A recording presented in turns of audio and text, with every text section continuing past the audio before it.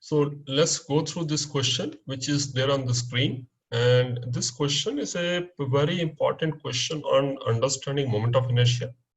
And this question has also come in past mains. So let's read the question and try and understand and formulate our plan, how we go about solving it. So what we see on the screen, there I have shown one disk in a different color, but I'll come to you why I have shown a different color. There's 7 number of identical disks, and they are placed touching each other, as you can see from the figure. What we need to do, we need to find the moment of inertia of the system about an axis passing through A and perpendicular to plane of the disk.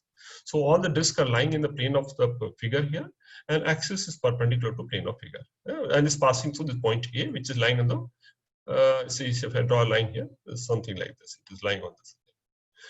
How do you find? So first think of what is the method of solving this question. Well, let's formulate our plan. How do we go about solving the question? I think most people who have some decent understanding of moment of inertia, two alternate plans will come to mind. What are two alternate plans? Some people might think, okay, what I can do, I can calculate moment of inertia. This is easy. These three disks have same distance. I can calculate this separately, and then these two separately, and this separately. So I identify all the disks which have different distance and apply parallel axis theorem to all such a combination of a disk and calculate. That's one way. Can we think of another alternate way which may be faster than this?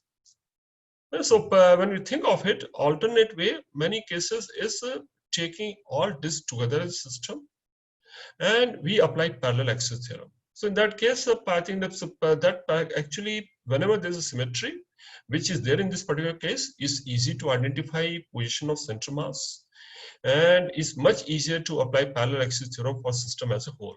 So that is a approach we are going to use, because that is a more efficient approach. So let's apply this. So consider method, parallel axis theorem. We'll calculate moment of inertia about center mass and apply parallel axis theorem. Where the moment of inertia, and which has to be parallel to axis A, is because of symmetry. Symmetry basically simply by inspection we can identify point of symmetry. This is center mass here. So axis parallel to A and passing through center mass system is passing through C and parallel to the plane.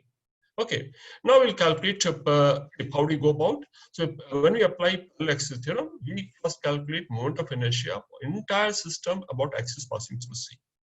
Now, when you can look at all this disk also, this particular central disk has a distinct position compared to rest of the disk. So this I have to calculate separately, and then we look at rest of them. So moment of inertia of the central disk, this is axis is passing center mass, so straight away the formula is I of central disk is 1/2 mr square. Now we come to remaining disks. If I look at all remaining disks, the center mass is indicated here. And if we take a parallel axis is this how it is passing through perpendicular to plane. And it's quite easy to notice that all cases, if we take like parallel axis theorem, if we denote D as the distance between two parallel axes. So this is the center mass for the disk. And if you have to calculate moment of inertia of this axis, moment of inertia about C, plus add m into square of the D here. And all 6 disks, the value of D is same. So I can calculate moment of inertia of one particular disk and multiply by 6 for all these 6 disks which are placed symmetrically to central disk. So all the remaining disks are the same distance of 2r and their axis through center mass. So can we calculate moment of inertia of all of them? It's pretty easy. Moment of inertia of each disk is moment of inertia about center mass, which is 1/2 mr square, and mass into square of the distance. The distance is 2r. So this r and this r. So when I put those values here, it comes equal to 9/2 mr square. That is moment of inertia of each disk. So if I have to calculate what is the moment of inertia of entire system about this axis passing through center, it's a scalar quantity. I can directly add it up. So that would be equal to sum of this term plus this term, but this is only for one disk. How many are there? There are 6 such disks. So moment of inertia of the entire system of 7 disks put together will be sum of this term plus this term multiplied by 6. Let's write this term, moment of inertia of the system about center mass. Mr square term is common, so 1/2 is here. And what do we get from here? 9 into 6/2. That's other term into mr square, which adds up to 55/2 mr square. So what we have now, we have moment of inertia of the whole system about an axis passing through C. But what we need in the question is about A.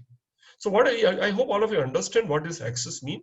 It means that this whole arrangement is going to rotate about axis passing through A, and axis is perpendicular to plane of the disk. So disk will rotate in its own plane since axis is perpendicular. This is how it will rotate. Okay, so I hope all of you get a mental picture how it's going to rotate, and which helps you solving the question, which get a much better clarity. So what is moment of inertia of the whole system about A?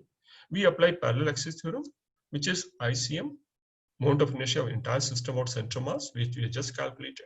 This is equal to ICM of the system plus mass of the whole system into square of the distance. Now, what is the distance here?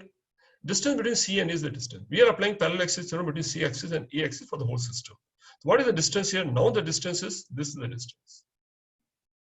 So what is the distance in this particular case, and what is the mass? So when we apply this part, we have calculated. Mass is the mass of the whole system, and distance is between C and A, which is equal to R here plus R here plus R here. So distance is equal to 3R.